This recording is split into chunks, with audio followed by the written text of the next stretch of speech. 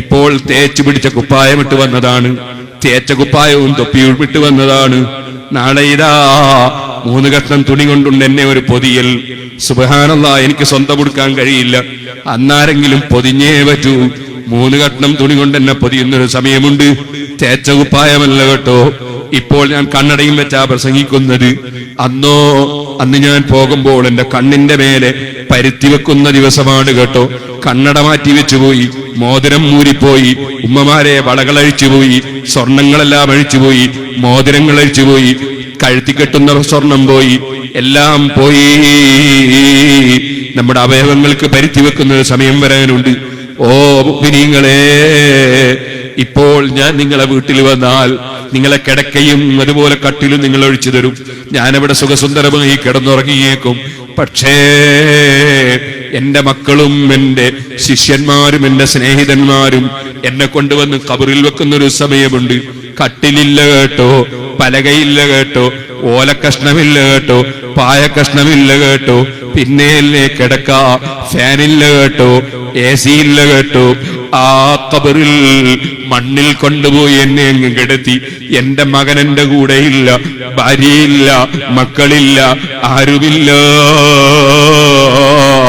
ഇപ്പോൾ എന്റെ മുഖത്ത് ഒരൽപ്പം ചളി തെറിച്ചു പോയാൽ നിങ്ങൾ ടവല് കൊണ്ടൊരു പക്ഷേ തുടച്ചു തന്നേക്കും, അല്ലെങ്കിൽ ഉസ്താദെ തുടക്കണമെന്ന് പറഞ്ഞേക്കും.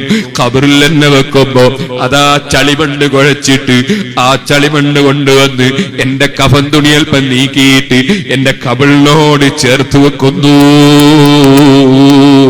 ഇത് മുന്നിലുണ്ടെന്ന ബോധത്തോടെ ഈ ഭൂമിയിൽ ജീവിക്കണം. ദുന്യാവിന്റെ ആഡംബരങ്ങളും ദുന്യാവിന്റെ സ്ഥാനമാനങ്ങളും ദുന്യാവിന്റെ അതാ അലങ്കാരങ്ങളും ദുന്യാവിലുള്ള ഓരോ വിഷയങ്ങളും കാണുമ്പോ ആഖിറം മറന്നുകൊണ്ടുള്ള ജീവിതമായി പോകരുതേ മുഅ്മിനീങ്ങളെ. ഈ പാവപ്പെട്ട ഞാൻ നിങ്ങളെ ഉപദേശിക്കാൻ അർഹനല്ല, യോഗ്യനല്ല. ഞാൻ മഹാന്മാര് പറഞ്ഞ വിഷയം എടുത്തുദ്ധരിച്ചെന്നേ ഉള്ളൂ. നിങ്ങളെല്ലാം ഈ പാവപ്പെട്ട ഞാൻ നന്നാകാൻ പ്രാർത്ഥിക്കണം. ഒരു കാര്യം കൂടി പറഞ്ഞെന്റെ പ്രസംഗം നിർത്തുന്നു.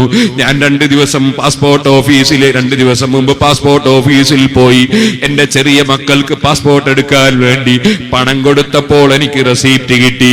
അപ്പോൾ എനിക്ക് മനസ്സിലായി, അപേക്ഷ സ്വീകരിച്ചു, എന്റെ പണം സ്വീകരിച്ചു. എന്നാൽ മുഅ്മിനീങ്ങളെ, ഞാൻ എന്റെ ജീവിതത്തിൽ 40 കൊല്ലമായി നിസ്കരിക്കുന്നു, 30 കൊല്ലമായി പ്രസംഗിക്കുന്നു, ഇങ്ങനെ പല പരിപാടിയും നടത്തുന്നു.